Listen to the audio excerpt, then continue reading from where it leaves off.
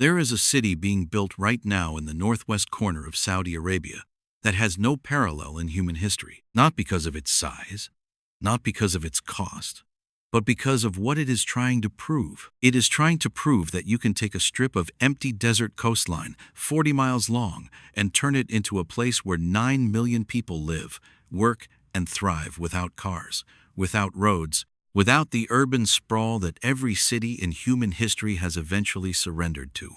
A city where the entire population moves on foot or by high-speed rail running through the center of two parallel mirrored skyscrapers, each one 1,600 feet tall and 75 miles long, facing each other across a 200-meter gap, housing everything: homes, offices, schools, parks, stadiums inside a single linear structure that stretches across mountain, desert, and coastline all at once. The project is called NEOM. The centerpiece structure inside it is called the line. And, depending on who you ask, it is either the most ambitious urban development project in human history, or the most expensive vanity project ever conceived by a government with too much money and too little accountability. The truth, as it almost always is somewhere more complicated and more interesting than either of those answers. To understand why Saudi Arabia is doing this, you have to understand the problem it is trying to solve. Saudi Arabia has known for a long time that oil will not last forever. Not because the oil will run out, the reserves are substantial enough to last generations at current production rates, but because the world is changing around the oil. Electric vehicles are growing faster than almost any technology in history. Renewable energy costs are falling every year. The political pressure on fossil fuel consumption is intensifying from every direction. And the generation that will run Saudi Arabia in 30 years grew up watching Tesla become the most valuable car company on earth. The people running Saudi Arabia today are not stupid. They can read the same projections that every energy economist in the world is reading. They know that at some point nobody is certain exactly when, but the direction is not in question. Global oil demand will peak and begin declining. And when it does, a country that gets between 70 and 90% of its government revenues from oil needs to have built something else to stand on. That is what Vision 2030 is. It is the official name for Saudi Arabia's plan to transform its economy before the oil economy transforms it involuntarily. And NEOM, the trillion-dollar city in the desert, is both the most visible symbol of that plan and the most audacious single bet within it. Crown Prince Mohammed bin Salman announced NEOM in 2017. He was 32 years old. He had consolidated more power in the Saudi royal family more quickly than anyone since the kingdom's founder. And he had the ambition, the resources, and frankly the impatience of someone who wanted to move at a speed that Saudi institutions had never moved before. The pitch was simple to state and staggering to absorb. Saudi Arabia would build a city from scratch, not expand an existing city, not redevelop an old one, but start with empty desert and create an entirely new kind of urban environment that would attract talent, technology companies, tourists, and residents from around the world. It would run entirely on renewable energy. It would use artificial intelligence to manage everything from traffic to garbage to public safety. It would have no cars, no emissions, no traditional city planning. And it would be operational and home to millions of people by 2030. The budget announced for NEOM's first phase was $500 billion. The total projected investment across the full project is estimated to exceed $1 trillion. To put that in some context, the entire Marshall Plan to rebuild Europe after World War II cost, in today's dollars, approximately $170 billion. The United States interstate highway system, built over decades, cost roughly $530 billion in today's money. The Three Gorges Dam, the largest infrastructure project China has ever built, cost around $60 billion. NEOM is bigger than all of them. The centerpiece. The line is where the imagination either catches fire or breaks down completely, depending on your temperament. The concept is this. Instead of a city that grows outward in concentric rings, the way every major city in human history has grown, the line grows in a single direction. Two parallel mirrored facades, each 1,600 feet tall, taller than the Empire State Building, running parallel to each other with a 200-meter gap between them.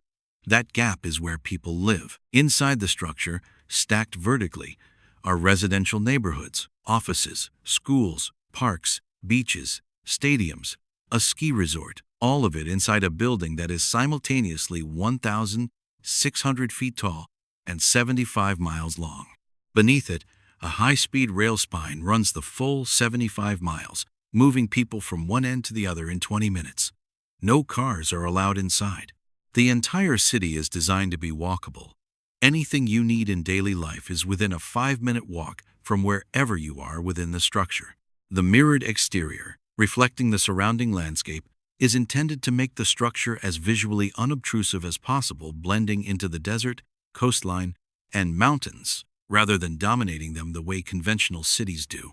The architects and planners working on the line describe it as a reimagining of the relationship between humans and urban environments. Every city in the world was designed around the car, they argue. Streets, highways, parking lots, these consume somewhere between 30 and 60% of the total land area of most modern cities. Remove the car, remove the road network, stack the functions of a city vertically, and the environmental footprint of housing 9 million people could be a tiny fraction of what a conventional city of the same population would require. The critics, and there are serious critics, including some of the most respected urban planners and architects in the world, point out several things that the promotional materials don't. First, nobody has ever built anything remotely like this. The engineering challenges alone are unprecedented. A 7.5-mile-long enclosed structure of that height would create its own weather systems, its own pressure differentials, its own structural challenges that have no historical precedent. The cities of the world that work, New York, London, Tokyo, Singapore, work because they evolved organically over centuries, absorbing lessons from failure, adapting to the real needs of real people. NEOM is being designed top-down in its entirety before a single resident has ever lived in it. Second, cities need friction to function. The unexpected encounter, the spontaneous discovery, the street corner that becomes a neighborhood hub because people kept stopping there. These things are not plannable.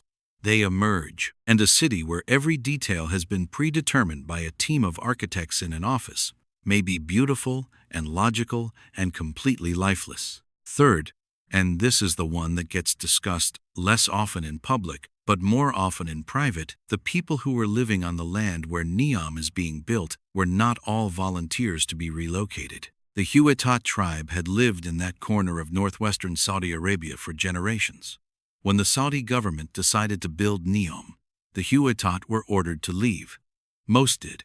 Some resisted. In 2020, a man named Abdul Rahim al-Huwaiti publicly refused to leave, gave interviews saying he would die on his land, and was subsequently killed in a confrontation with Saudi security forces.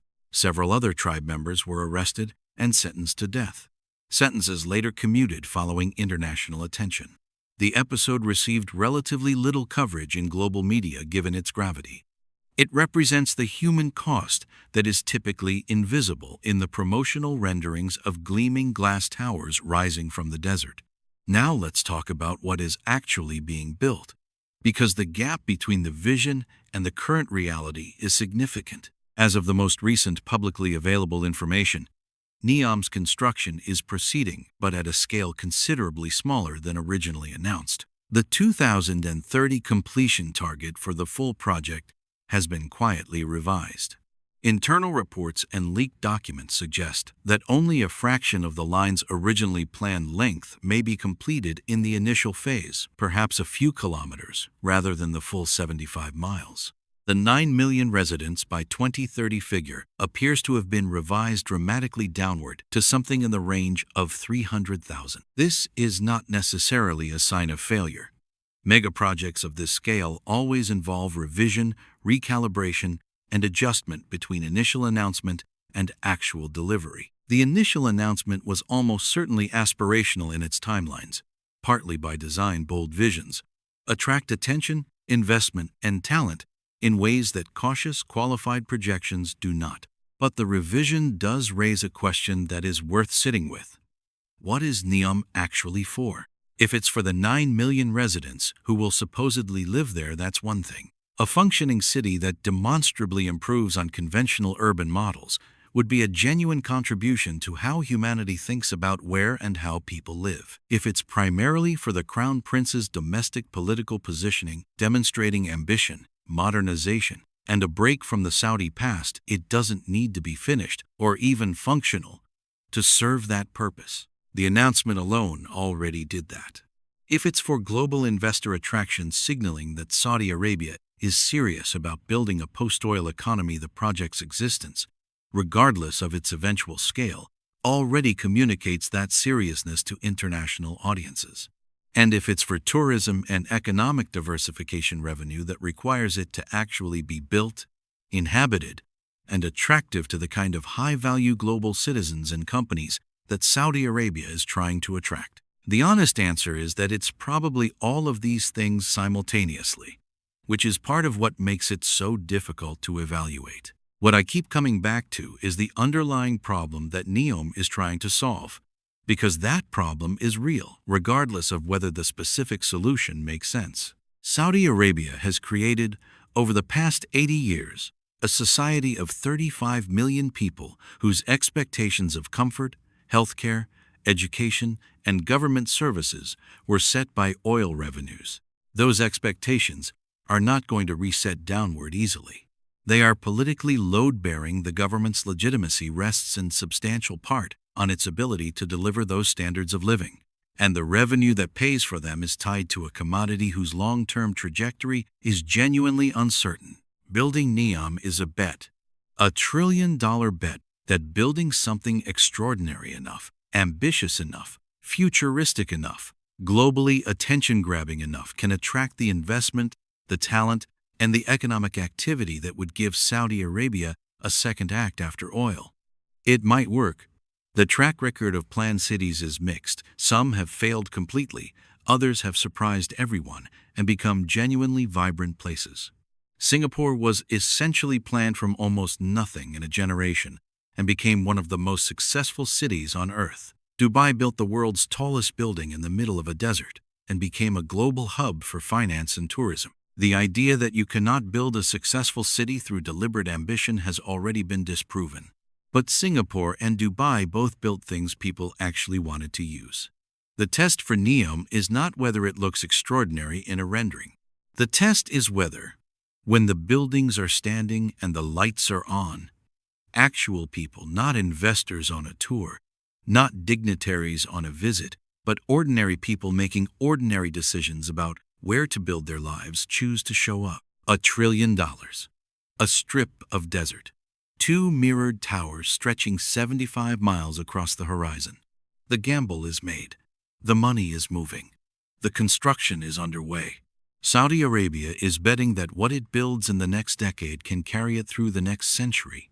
Whether that bet pays off is a question that will be answered not by the architects who designed it, not by the Crown Prince who announced it, and not by the journalists who covered it. It will be answered by the people who decide whether to live there.